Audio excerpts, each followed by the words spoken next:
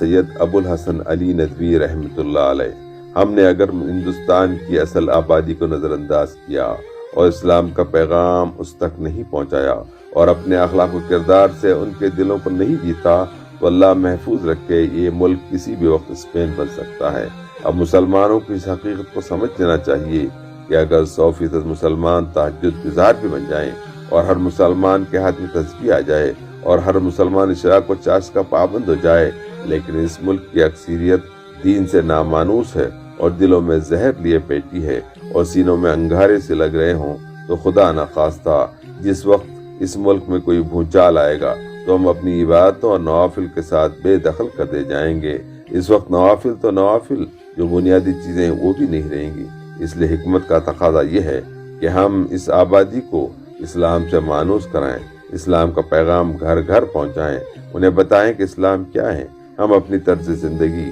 طرز عمل، اخلاق، خوش معاملگی، دیانت داری اور میٹھے بول سے ملک کی اکثریت کو مانوس کرنے کی کوشش کریں۔